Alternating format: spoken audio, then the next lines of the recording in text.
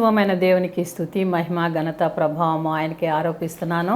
TV వీక్షిస్తున్నటువంటి ప్రతి వారికి కూడా నజరేయుడైన యేసయ్య అతి పరిశుద్ధ నామం పేరట శుభాలు వందనాలు తెలియజేస్తున్నాను. ఈరోజు ఈ యొక్క ప్రోగ్రామ్ని స్పాన్సర్ చేసినటువంటి T Raghu and Mrs Aruna Pulipaka, state bank Guntur వారి కుమార్తె టి జస్మిత బర్త్డే సందర్భంగా ఈ యొక్క ప్రోగ్రామ్ని స్పాన్సర్ చేశారు. మరొక కుమార్తె జోషికని కూడా దేవుడు దీవించునుగాక.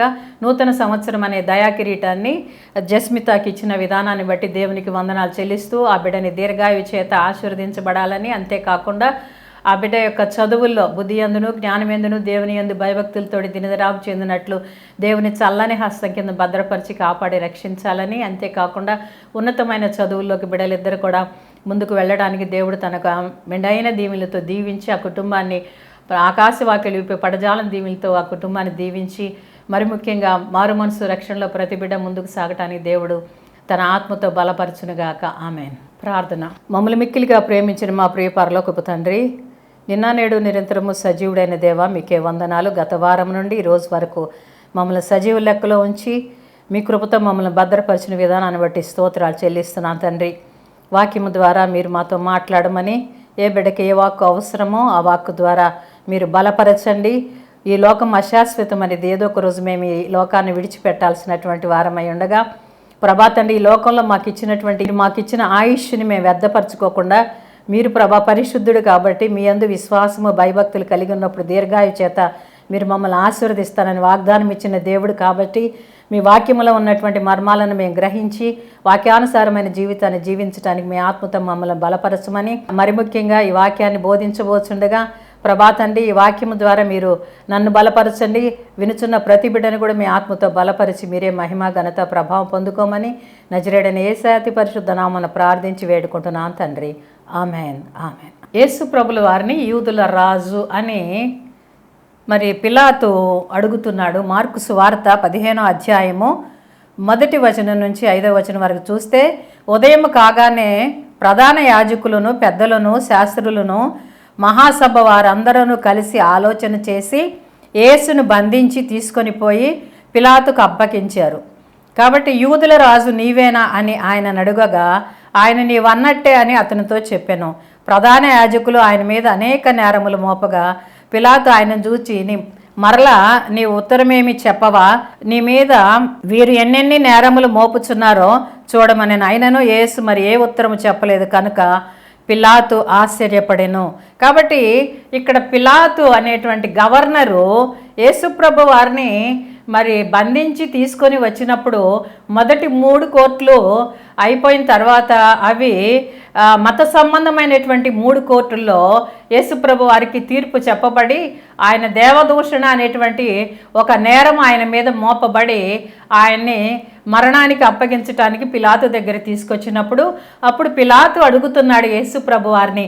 ఏమని అడుగుతున్నాడంటే, యూదుల రాజు నీవేనా అని అడుగుతున్నాడు. నీతిమంతుడైనటువంటి యేసుప్రభులు వారు నేరారోపణ ఎందుకు చేయబడ్డాడు, అంతేకాకుండా ఎందుకు ఆయన్ని బంధించారు, దీని అంతటికి కారణం ఏమై ఉన్నది అనేది ఇప్పుడు మనము తెలుసుకోవాల్సిన వారమై ఉన్నాము. ఎందుకంటే పిలాతు దగ్గరికి, గవర్నర్ దగ్గరికి ఆయన్ని బంధించి తీసుకొని రావడానికి జరిగింది. కాబట్టి ఆయన ఏ నేరము చేయలేదు, ఏ తప్పు చేయలేదు. నీతిమంతుడైన ఆ దేవుని కుమారుడిగా భూమి మీదకి వచ్చిన ఆయన్ని ఎందుకు ఆయన్ని బంధించారు, ఏమి నేరం మోపారంటే దేవదూషణ అనేటువంటి నేరం మోపబడింది.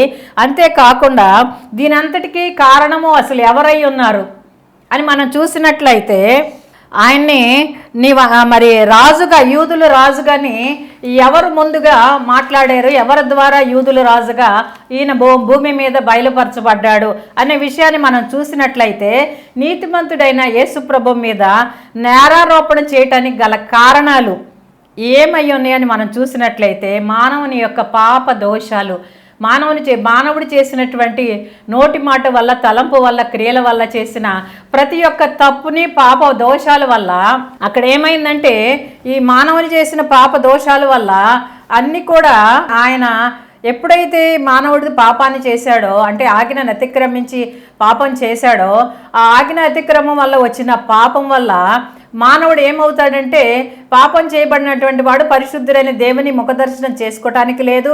అదేవిధంగా పరిశుద్ధుడైన దేవుడు నివాస స్థానమైనటువంటి పరలోకంలోకి ప్రవేశించడానికి లేదు. కాబట్టి నరకాగ్నికి వెళ్ళవలసి వస్తుందని తాను స్వహస్తాలతో చేసిన మానవుడు ఆ విధంగా నరకాగ్నిలోకి వెళ్ళడం దేవునికి ఇష్టం లేక పరలోక స్థుతిలే విడిచిపెట్టి భూమి మీదకి వచ్చారు. కాబట్టి ప్రభువారు ఎందుకు మరి ఈ భూమి మీదకి వచ్చి మనల్ని రక్షించడానికి వచ్చాడంటే ఇదే మెయిన్ కారణం అయ్యున్నది. ముఖ్యమైనటువంటి కారణం ఏమైనదంటే మన పాపములను పరిహరించటానికి, మనల్ని నిత్యరాజ్య వారసులుగా చేయటానికి, ఆయన యొక్క పరలోక రాజ్యంలో ప్రతివారు కూడా ప్రవేశించాలని పరలోక స్థుతిలే విడిచిపెట్టి ఆయన మరణ శాసనాన్ని రాసుకొని భూమి మీదకి మరణించటానికి వచ్చినటువంటి దేవుడిగా మనం చూస్తున్నాము. రెండవదిగా చూస్తే అపవాది క్రియలు. ఎందుకంటే ఆదిలోనే ఆదాము అవ్వలను మరి అపవాది ఏం చేశాడంటే దేవుణ్ణి స్తుతించకుండా దేవుని సన్నిధిలో ఉన్నటువంటి వారిని ఆజ్ఞను అతిక్రమించేలాగా చేసి వారిని ఏం చేశాడంటే దేవునికి కోపం రగిలించి ఆ యొక్క ఏదైనా వనం నుండి బయటికి నెట్టివేసేలాగా చేసి వాడి యొక్క రాజ్యాన్ని భూమి మీద ఏలాలని వాడి ప్రయత్నం చేస్తున్నాడు. అయితే ఈ అపవాది అనేవాడు ఎక్కడున్నాడు, ఎక్కడి నుండి వచ్చాడని మనం చూసినట్లయితే అపవాది లూసిఫర్ అనేటువంటి ఒక ప్రధాన దూత పరలోకంలో దేవుని దగ్గర కెరూబులుగా ఉన్నటువంటి వాడుగా, మరి ఒక సంగీత మంచి గాయకుడుగా, మరి అతనికి 3 వంతుల దూతల్ని ఇచ్చి ఒక సభాపరమిత ఒక రాజ్యాన్ని ఇచ్చి మరి దేవుణ్ణి స్తుతించడానికి అతనికి ఏర్పాటు చేసినప్పుడు ఎప్పుడైతే నాకు 3 వంతుల దూతలు నా యొక్క కంట్రోల్లో ఉన్నారో అదేవిధంగా దేవుణ్ణి స్తుతించే బదులు నేనే దేవుని కన్నా 5 మెట్లు తనంతట తాను హెచ్చించుకున్నాడు. నేనే దేవునిలాగా స్తుతించబడితే బాగుండును అని తన హృదయంలో ఎప్పుడైతే లూసిఫర్ అనేటువంటి ప్రధాన దూత ఆలోచించుకున్నాడో, యెహెజ్కేలు గ్రంథము 28వ అధ్యాయము 13 నుంచి 19 వరకు చూసినట్లయితే అభిషేకించబడిన కెరూబులుగా మనం చూస్తున్నాం. అక్కడ ఆ లూసిఫర్ కాలుచున్న రాళ్ల మధ్య సంచరించుతున్న వాడిగా చూస్తున్నాము. అంతేకాకుండా సౌందర్యాన్ని చూసి గర్వించిన వాడిగా చూస్తున్నాము. ఇవన్నీ కాకుండా గర్వించి ఏ విధంగా 5 మెట్లు హెచ్చించుకున్నాడు చూస్తే యెషయా గ్రంథము 14వ అధ్యాయం 13వ వచనంలో చూసినట్లయితే నేను ఆకాశమునకు ఎక్కిపోవుదును, నా దేవుని నక్షత్రములు పైగా సింహాసనం, నక్షత్రం అంటే దూతల కన్నా పైగా సింహాసనాన్ని హెచ్చించుకుందాము. అంతేకాకుండా ఉత్తర దిక్కున సభా పర్వతం మీద తండ్రి అయిన దేవుడు కూర్చునేటువంటి ఆ సింహాసనం వైపు వాడి దృష్టి ఉన్నది. అందుకనే మేఘమండలం పైకి ఎక్కుదును, మహోన్నతునితో సమానునిగా చేసుకుందునని ఎప్పుడైతే తాను హెచ్చించుకున్నాడో తన హృదయంలో అది దేవుడికి తెలుసుకొని హృదయ రహస్యాలు ఎరిగినటువంటి తండ్రి సృష్టికర్త అయిన దేవుడు వెంటనే అక్కడి నుండి నెట్టివేయడం జరిగింది. అందుకనే లూసిఫర్ ఈ హెచ్చించుకున్నాడు. ఎందుకు హెచ్చించుకున్నాడంటే అధికార దాహము, దేవుని స్థానంలో తాను కూడా కూర్చోవాలి, ఆ దేవుని స్థానంలో నేను ఆక్రమించుకోవాలని ఎప్పుడైతే హృదయంలో తలంచాడో అధికార దాహంతో ఉన్నటువంటి ఆ లూసిఫర్ని పరలోకంలో నుండి క్రిందకి నెట్టివేయడం జరిగింది. ఎప్పుడైతే నెట్టివేయబడ్డాడో ఆ నెట్టివేయబడినప్పుడు పరలోకం నుండి భూమి మీదకి వచ్చే సమయానికి తన సృష్టికర్త అయిన దేవుడు భూమిని ఆకాశాన్ని సృజించి అక్కడ మానవుల్ని సృజించి అక్కడ ఏదైనా వనములో ఆదాము అవ్వలను పెట్టడం జరిగింది. కాబట్టి వారిని ఆజ్ఞ అతిక్రమం చేసేలాగా చేసి ఆ యొక్క వారిని బయటికి నెట్టివేసేలా దేవుని సన్నిధి నుండి బయటికి నెట్టివేసేలాగా చేసి పాపం అనేటువంటిది లోకంలోకి వచ్చేలాగా చేసి వాడు పరిపాలన చేయాలి, వాడు అధికారాన్ని చలాయించాలి అనేటువంటి ఉద్దేశముతోటి అపవాది చేసినటువంటి ప్రయత్నము. అయితే ఈ విషయానికన్నా ముందు మనం చూసినట్లయితే హెబ్రీ పత్రిక 2వ అధ్యాయం 5వ వచనంలో చూస్తే రాబో లోకమును ఆయన దేవదూతలకు లోబరచలేదు, అయితే దేవుడు ఎవరికి ఇవ్వాలని నిర్ణయించుకున్నాడంటే జగత్తు పునాది వేయబడక ముందే మనల్ని క్రీస్తులు ఏర్పరచుకున్న తండ్రి ఏం చేశాడంటే ఇది ఎవరికి ఇవ్వాలనుకుంటున్నాడంటే అది దేవతలకు ఇవ్వదలుచుకోలేదు, కానీ ఈ రాబో లోకం అంటే ఈ రాబోయేటువంటి నిత్యరాజ్యములో ఈ వారసులుగా ఎవరు చేయాలనుకుంటున్నాడంటే తను ఎవరైతే తన స్వహస్తాలతో సృజించి తన స్వరూపములో తన ఆత్మ తన రక్తం కలిగి ఉన్నటువంటి ఈ మట్టి మనుషులమైన మనము దేవుని రూపంలో ఉన్నాము, ఆయన ఆత్మలు కలిగి ఉన్నాము. అంతేకాకుండా ఆయనకు స్వరూపంలో ఉన్న మనకి నిత్యరాజ్య వారసులుగా చేయాలని ఆ యొక్క ఉద్దేశాన్ని దేవుడు చెప్పినట్లుగా చూస్తున్నాం. రాబో లోకమును ఆయన దేవదూతలకు లోపరచట్లేదనే విషయాన్ని ఆ దూతలు గ్రహించారు. అంతేకాకుండా మరి దేవదూతల పని ఏంటి అనేది మనం చూసినట్లయితే హెబ్రీ పత్రిక 1వ అధ్యాయం 14వ వచనంలో చూస్తే, రక్షణ అనే స్వాస్థ్యం పొందబోవు వారికి పరిచారము చేయుటకై పంపబడిన సేవకుని ఆత్మలు కారా. కాబట్టి ఈ యొక్క దూతలు ఏంటంటే ఎవరైతే రక్షించబడతారో వారికి సేవ చేసేటువంటి వారిగా మాత్రమే ఉన్నారని ఈ విషయాన్ని తెలుసుకున్నటువంటి లూసిఫర్, మేము ఇంతగా దేవుని స్తుతిస్తూ ఇక్కడ ఉంటే ఈ పరలోక రాజ్య స్వాస్థ్యము మాకు కాకుండా ఈ మట్టి మనుషులైనటువంటి వారికి ఇవ్వటమా అనుకొని వాడు హెచ్చించుకోవడం వల్ల దేవుని కోపానికి ఉగ్రతకి లోనైపోయి పరలోకంలో నుండి నెట్టివేయబట్టానికి కారణభూతుడయ్యాడు. అంతేకాకుండా ఈ లోకమంతటిని కూడా చెరిపి తన అధికారాన్ని చలాయించాలని ప్రయత్నం చేస్తున్నాడు. ఆదిలోనే దేవుడు ఒక రక్షణ ప్రణాళిక వేశాడు. ఆయన దైవ మానవుడిగా ఈ భూమి మీదకి, నరావతారిగా ఈ భూమి మీదకి రావడానికి నిశ్చయం చేసుకున్నాడు, నిర్ణయించాడు.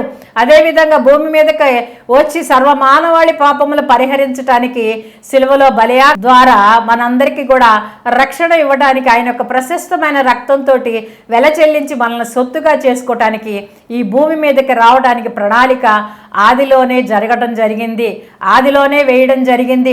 యూదులు ఎవరు అనేది మనం చూస్తే, యూదులు అబ్రహాము కుమారుడైన ఇస్సాకు కుమారుడైన యాకోబు మొదటి భార్య అయినటువంటి లేయాకి పుట్టినటువంటి సంతానములో 4వ సంతానంగా మనం చూస్తున్నాము.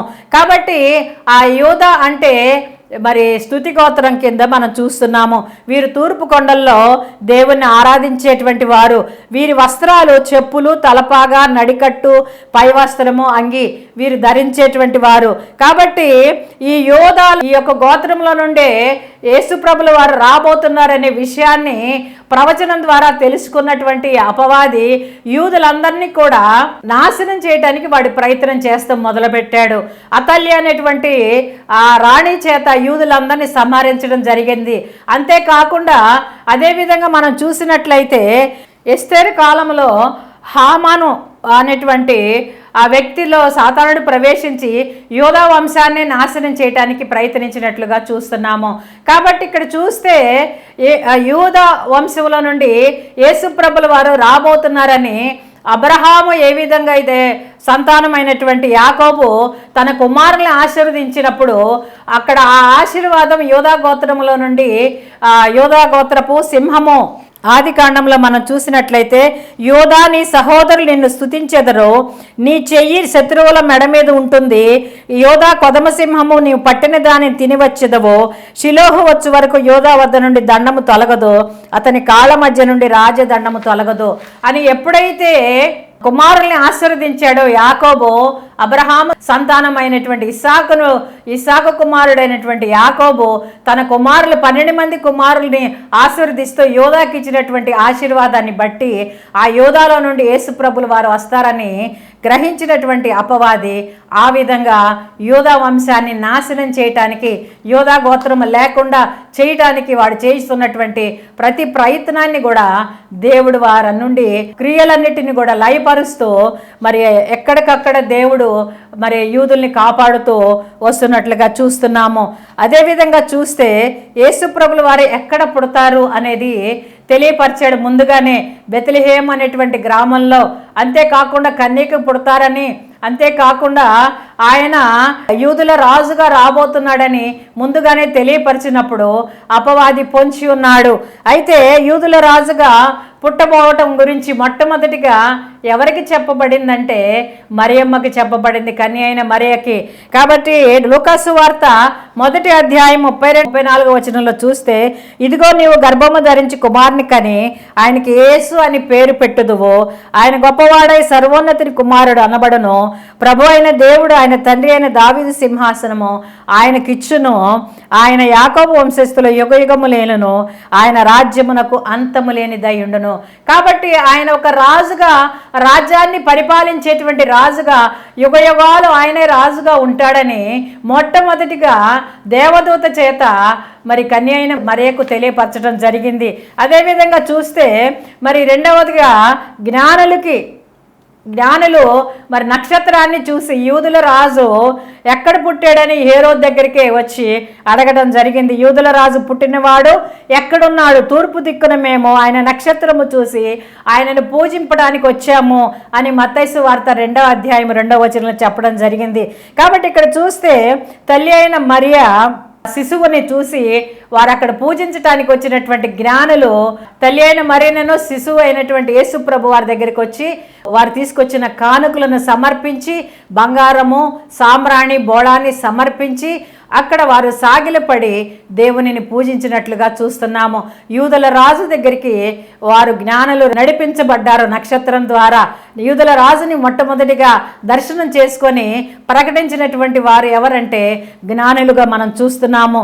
లూకాసు వార్త 19వ అధ్యాయము 35వ వచనం నుంచి 38వ వచనం వరకు చూసినట్లయితే అక్కడ గాడిద పిల్ల మీద వారి వస్త్రాలను వేసి దాని మీద యేసు ప్రభు వారిని కూర్చోబెట్టి ఎక్కించి ఆయన వెళ్ళుచుండగా బట్టలు దారి పొడుగున పరిచి ఏం చేశారంటే ఒలీవ కొండల నుంచి దిగి చోటికి ఆయన సమీపించుచున్నప్పుడు అక్కడ ప్రభువు పేరట వచ్చువాడు యెరూషలేముకి ఆయన వెళ్ళుచున్నప్పుడు ప్రభువు పేరట వచ్చి రాజు స్తుతించబడును గాక అని పరలోకమందు సమాధానము, సర్వోన్నతమైన స్థలములో మహిమ ఉండునుగాక అని దేవునికి స్తోత్రాలు చేయడం మొదలుపెట్టారు. కాబట్టి ఇక్కడైతే జ్ఞానులు యూదుల రాజుకి ఆయనను సాగిలపడి పూజించి ఆయనకి బహుమతులు ఇచ్చారో, ఇక్కడ చూస్తే మరి వస్త్రం అంటే ప్రవర్తన సాదృశ్యంగా ఉన్నది. వారి ప్రవర్తన అంతటి కూడా తగ్గించుకొని మరి యేసు ప్రభు వారిని రాజుగా గుర్తించి ఆయనని గాడిద మీద ఎక్కించి, రాజులు ఆ కాలంలో గాడిదలు ఎక్కి సంచరించేవారు కాబట్టి అట్లాంటి గాడిద మీద ఆయన్ని కూర్చోబెట్టి ఆయనకి వస్త్రాలను ఆ గాడిద మీద వేసి దాని మీద యేసుప్రభు వారు కూర్చుండటం జరిగింది. ఆయన యెరూషలేముకి వస్తున్నప్పుడు ఊరేగింపుతోటి దేవుని స్తుతులు స్తోత్రాలు ప్రజలందరూ కూడా చేస్తూ ప్రభు పేరట వచ్చువాడు స్తుతించబడనుగా కానీ ఆయనని రాజుగా స్తుతించాడు. శిష్యుల చేత స్తుతించబడ్డాడు, అక్కడ ప్రజల చేత స్తుతించబడ్డాడు. ఇక్కడ చూసినట్లయితే పిలాతు దగ్గరికి 4వ కోర్టులో యేసు ప్రభు వారిని అడుగు పెట్టినప్పుడు గవర్నర్ అయినటువంటి పిలాతు కూడా నీవు యూదుల రాజువా అని అక్కడ ప్రశ్నించినట్లుగా మనం చూస్తున్నాము. యూదుల రాజు ఎంత గొప్పవాడు అనేది మనం చూసినట్లయితే పరిశుద్ధ లేఖనాల్లో దానియేలు గ్రంథము 4వ అధ్యాయం 37వ వచనంలో చూసినట్లయితే పరలోకపు రాజు, మన కొరకు శిక్ష అనుభవించినటువంటి రాజు ఆయన పరలోకపు రాజు. యెషయా గ్రంథం 33:17వ వచనంలో చూసినట్లయితే అలంకరింపబడినటువంటి రాజు, ప్రతిదండన అనేటువంటి వస్త్రముతోటి ముండ్ల కిరీటంతో మన పాపముల మిత్తము ఆయన ఆ విధంగా అలంకరించబడినట్లుగా చూస్తున్నాము. కీర్తన గ్రంథం 24వ అధ్యాయం 7వ వచనంలో చూస్తే మహిమ గల రాజుగా చూస్తున్నాము. ఈ లోకమునకు రాకముందు తండ్రి దగ్గర మహిమతో ఉన్నటువంటి ఆ రాజు ఈ లోకములో మనందరికీ తన మహిమని ఇచ్చుట కొరకు ఆయన దూషించబడి, నిందించబడి, అవమానపరచబడ్డాడు. కాబట్టి ఆయన మహిమ గల రాజుగా తండ్రి యొక్క సింహాసనం ప్రక్కన ఆయన కూడా సింహాసనాసీనుడై ఉన్నట్లుగా చూస్తున్నాము. తిమోతి రాసిన మొదటి పత్రిక 1వ అధ్యాయం 17వ వచనం చూస్తే సకల యుగాలకు రాజుగా చూస్తున్నాము. నిన్న నేడు నిరంతరము సజీవుడైన దేవుడు, అల్ఫా ఒమేగా అయిన దేవుడు ఆయనే. కాబట్టి ఆయన సకల యుగాలకు రాజుగా మనం చూస్తున్నాము. హెబ్రీ పత్రిక 7వ అధ్యాయం 1వ వచనం చూస్తే నీతి రాజుగా, సమాధాన రాజుగా, షాలేము రాజుగా మనం చూస్తున్నాము. మలాకీ గ్రంథము 1వ అధ్యాయం 14వ వచనంలో చూస్తే ఆయన నేను ఘనమైన మహారాజు, ఆయన మహాగణుడు, మహోన్నతుడు, పరిశుద్ధుడు, సర్వాధికారి, సర్వ సృష్టికి మూలాధారమైనటువంటి దేవుడిగా చూస్తున్నాము. ప్రకటన గ్రంథం 19వ అధ్యాయం 16వ వచనం చూస్తే రాజులకు రాజు, ప్రభువులకు ప్రభువుగా ఆయన మనం చూస్తున్నాము. కాబట్టి ఇక్కడ 4వ కోర్టులో తీసుకొని వచ్చినప్పుడు పిలాతు దగ్గరికి నీవు యూదుల రాజువా అని పిలాతు అడిగినప్పుడు ప్రభువారు నీవన్నట్లే అని నేను యూదుల రాజునే అని ఒప్పుకున్నాడు. మరొక మారు మళ్ళీ అడిగినప్పుడు పిలాతు నీ అంతటా నీవే ఈ మాట అంటున్నావా? లేకపోతే ఇతరులు నీతో చెప్పి నన్ను గురించి చెప్పారా అని యేసుప్రభులు వారు అడగటం జరిగింది. నీ అంతటి నువ్వే అంటున్నావా, లేకుంటే ఇతరులు నీతో నన్ను గురించి చెప్పారా అని ఎదురు ప్రశ్న వేసినట్లుగా చూస్తున్నాం. అందుకు పిలాతు, నేనేమన్నా యూదుడినా, నీ స్వజనంలో ప్రధాన యాజకులు నిన్ను నాకు అప్పగించి ఉన్నారు, నీవేమి చేసితివని మరి యేసుప్రభు వారిని అడిగాడు. వారు అసూయ చేత అప్పగించారు, కానీ ఆయనలో ఏ తప్పు లేదు. ఆయన నీతిమంతుడైన దేవుడు, ఆయన పరిశుద్ధుడైనటువంటి దేవుడు. ఆయన పరలోక స్తుతులు విడిచిపెట్టి మన పాపములను ఆయన వీపు మీద ఆయన మోసి, సిలువలో మన పాప భారాన్ని మోసి మనల్ని మా పాపము నుంచి విముక్తులుగా చేయటానికి, పాపముల నుంచి మనల్ని పరిశుద్ధులుగా మార్చటానికి, మా పాపము నుండి మనల్ని విడిపించి, అపవాది చెర నుండి విడిపించి, ఆయన యొక్క ప్రశస్తమైన రక్తాన్ని వెల చెల్లించి మనల్ని తన సొత్తుగా చేసుకోవడానికి ఈ భూమి మీదకి వచ్చినట్లుగా మనం చూస్తున్నాము. యూదుల రాజు అయినటువంటి దేవుడు. అందుకనే నా రాజ్యం ఈ లోక సంబంధమైనది కాదు, నా రాజ్యము ఈ లోక సంబంధం అయితే నేను యూదులకు అప్పగింపబడకుండానట్లు నా సేవకులు పోరాడుదురు, కానీ నా రాజ్యము ఇహ సంబంధమైనది కాదు అని చెప్తున్నాడు. కాబట్టి ఇక్కడ పిలాతు నీవు రాజువా అని అడిగినప్పుడు యేసు నీవు అన్నట్లే అని రాజునేనని చెప్పడం జరిగింది. అంత ధైర్యంతోటి నేనే రాజుని అని చెప్పడం జరిగింది. సత్యమును గురించి సాక్ష్యం ఇచ్చటానికే నేను ఈ లోకానికి వచ్చాను, అంతేకాకుండా ఇందు నిమిత్తమే ఈ లోకంలోకి వచ్చిందని సత్య సంబంధి అయితే ప్రతివాడు నా మాట వింటాడు. కాబట్టి నేను సత్యాన్ని గురించి సాక్ష్యం ఇవ్వటానికే నేను ఈ లోకాల్లో పుట్టాను, ఇందు నిమిత్తమే నేను ఈ లోకానికి వచ్చాను అని తను ఎందుకు వచ్చాడు అనేది పిలాతుకి బయలుపరిచినట్లుగా చూస్తున్నాము. కాబట్టి పిలాతు ఏమన్నాడు, ఈ మనిషిని యందు నాకే దోషము కానీ ఏ తప్పు కానీ నాకు కనబడట్లేదని వారితో చెప్పినప్పుడు వారు సిలువ మరణానికి అప్పగించాలని కేకలు వేసినట్లుగా చూస్తున్నాము. అదేవిధంగా హేరోదు దగ్గరికి పంపించారు. అయితే హేరోదు దగ్గరికి పంపించినప్పుడు అక్కడ హేరోదు 5వ కోట్లోకి యేసుప్రభులు వారిని పంపించినప్పుడు అక్కడ ఏం జరిగిందంటే ఆయనని యూదుల రాజు అని వారు సాగిలపడి ఆయనకి ఊదారంగ వస్త్రాలను ధరింపచేసి శిరస్సున ముండ్ల కిరీటం పెట్టి చేతిలో రెల్లునిచ్చి ఆయనకి సాష్టాంగ నమస్కారం చేసి యూదుల రాజా నీకు శుభమని వారు ఎగతాళిగా అన్నారు. కానీ తెలియకనే యూదుల రాజు అని వారు ఒప్పుకొని సాష్టాంగ పడినట్లుగా మనం చూస్తున్నాము. కాబట్టి ఇక్కడ చూస్తే పరలోక దూత మరియమ్మ తల్లికి చెప్పడం జరిగింది. ఆ తర్వాత చూస్తే జ్ఞానులు వచ్చి పూజించారు. ఆ తర్వాత ప్రజలు ఆయన యూదుల రాజుగా ఆయన స్తుతించారు. ఆ తర్వాత సైనికులు మరి ఆయనకి సాగిలపడి నమస్కారం చేస్తూ యూదుల రాజుగా ఒప్పుకున్నారు. గవర్నర్ కూడా యూదుల రాజు ఈయనని ఆయన మాట అనడమే కాకుండా నా 6వ కోర్టులో తీర్పు చెప్పిన తర్వాత అందరు సిలువ వేయాలి అని యేసుప్రభు వారి యూదుల కేకలకి అతను తల ఒగ్గి అతను ఏం చేశాడంటే సిలువ మీద యూదుల రాజైన నజరేయుడు యేసు INRI అనేటువంటిది మరి అక్కడ సిలువ మీద కొట్టించినట్లుగా చూస్తున్నాము. అప్పుడు అక్కడ ఉన్నటువంటి వారందరూ కూడా వచ్చి యూదుల రాజైన నజరేయుడు యేసుని ఎందుకు నువ్వు పెట్టావు, అలా కాకుండా నేనే యూదుల రాజునని వాడు చెప్పినట్లు నువ్వు చేయమంటే నేను చేసింది ఏదో చేశాను, కానీ నేను దానిని మార్చను అంటం జరిగింది పిలాతు. కాబట్టి ఇక్కడ చూస్తే మరి యూదుల రాజుగా ఆయన ఈ భూమి మీదకి వచ్చాడు.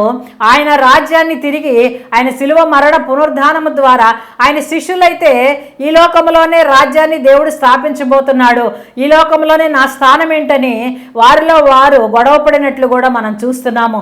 కానీ సిలువలో వేలాడుతున్నటువంటి ఎప్పుడైతే యేసుప్రభు వారిని సిలువ వేశారో సిలువలో వేలాడుతున్నటువంటి కుడివైపు ఉన్న దొంగ మాత్రము యేసుప్రభు వారు నీతిమంతుడని, ఆయన ఏ తప్పు ఎరగనటువంటి వాడని, ఆయన తిరిగి రాజ్యముతో రాబోతున్నాడని, ఆయన యూదుల రాజని, అతను అంతా మత్తులో ఉన్నటువంటి వాడు కూడా ఆయన దేవుడు రాబోతున్న రాజు అని, ఆయన యూదుల రాజుగా తిరిగి రాజ్యాన్ని స్థాపించబోతున్నాడని ఎరిగి నీవు నీ రాజ్యముతో వచ్చినప్పుడు నన్ను జ్ఞాపకము చేసుకోమని అన్నట్లుగా లూకా సువార్తలో మనం చూస్తున్నాము.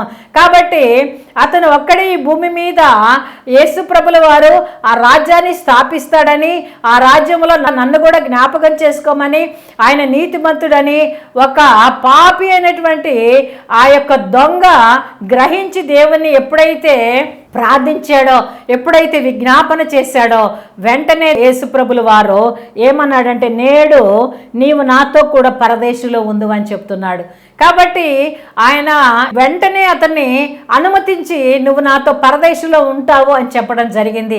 ఈరోజు మనందరం కూడా ప్రభువారి శిలువ మరణాన్ని, పునరుద్ధానాన్ని ప్రతి సంవత్సరం కూడా ఒక పండగలాగా చేసుకుంటున్నారు. కానీ ప్రభువారు ఎంత శ్రమలు మన కొరకు అనుభవించారో, ఆయన ఎంత దూషణను అనుభవించారో, ఆయన ముఖం మీద ఉమ్మి వేయబడి, వీపు దున్నబడి, చెంపలు పెరికివేయబడి, ధవళవర్ణుడు శిరసన ముండ్ల కిరీటం పెట్టబడి, ధవళవర్ణుడు రక్తవర్ణుడుగా మార్చబడి, ఆయన యొక్క ప్రశస్తమైన రక్తంతో వెల చెల్లించి మనల్ని తన సొత్తుగా చేసుకున్నారనే విషయాన్ని మర్చిపోయి ఆయన శిలువ మరణ పునరుద్ధానాన్ని జ్ఞాపకం చేసుకున్నది ఒక పండగలాగా చేసుకుంటున్నారు. కానీ ఆయన యొక్క శిలువ మరణ పునరుద్ధానము ద్వారా ఆయన మనకు అనుగ్రహించినటువంటి విమోచన, రక్షణ, నిత్య జీవనంలో మనం పొందుకోవడానికి ప్రయాసపడటం లేదు. ఆ యొక్క దొంగ గ్రహించాడు, ఆ రాజ్యంలో నన్ను కూడా జ్ఞాపకం చేసుకోమన్నాడు. కాబట్టి ఆయన రాజ్యంలో తిరిగి రాబోతున్నాడు. త్వరలో రాకడతి సమీపంగా ఉంది, తిరిగి రాబోతున్నాడు. కాబట్టి ప్రభువారు స్థాపించే రాజ్యములో, ఆ నిత్య రాజ్యములో మనము కూడా వారసులుగా ఉండాలంటే దేవుని యొక్క శిలువ మరణ పునరుద్ధానాన్ని ప్రతి దినము జ్ఞాపకం చేసుకొని విశ్వసించి ఆయన సన్నిధిలో మనం చేసిన ప్రతి తప్పుని క్షమించమని ప్రార్థించి ఆయనకి మొరపెట్టుకొని పాప క్షమాపణ పొందుకొని నిత్య రాజ్యములో మనము కూడా వారసులుగా ఉండటానికి దేవుడు తన ఆత్మతో ప్రతి వారిని బలపరచునుగాక. ఆమేన్. మహాపరిశుద్ధుడ, ప్రేమ కలిగిన తండ్రి, విత్తబడిన వాక్యము ద్వారా ఎంతమంది బిడ్డలను మీరు బలపరుస్తున్నారో, వారికి ఏ బిడ్డకి ఏ వాక్కు ద్వారా ప్రభాతాన్ని మీరు మాట్లాడుతున్నారో, ప్రభాతండి వారందరినీ కూడా మీ ఆత్మతోటి తండ్రి మీ వాక్యము ద్వారా బలపరచండి, మీ ఆత్మతో బలపరచండి. వారి ప్రవర్తన, వారి ఆలోచన, వారి తలంపులు అన్నీ కూడా మీవిగా ఉండేలాగా, మీ నుండి వచ్చే ప్రతి ఆశీర్వాదాన్ని స్వతంత్రించుకునేలాగా ప్రభాతండి రాబో రాజ్యములో దొంగ ఏ విధంగా అయితే వారసుడిగా చేయబడ్డాడో, పరదేశంలో ఉంచబడ్డాడో, అదేవిధంగా రాబో రాజ్యములో మేమందరం కూడా వారసులుగా ఉండటానికి మీ ఆత్మతో మమ్మల్ని బలపరచండి దేవా. అంతేకాకుండా ఎంతమంది బిడ్డలు అనారోగ్యముతో బాధపడుతున్నారో వారందరికీ స్వస్థతని దయచేయండి. 10th క్లాస్ ఎగ్జామ్స్ ఈ రోజు నుంచి మొదలై ఉండగా బిడ్డలు ప్రభాతండి ఎంతమంది 10th క్లాస్ ఎగ్జామ్స్ కొరకు సిద్ధపడి రాస్తున్నారో వారందరికీ కూడా మంచి జ్ఞానాన్ని, జ్ఞాపక శక్తిని దయచేయండి. వారి రాకపోకలు మీరే తోడుగా ఉండండి. సంపూర్ణమైనటువంటి ప్రభాతండి మంచి జ్ఞానాన్ని ప్రసాదించండి దేవా.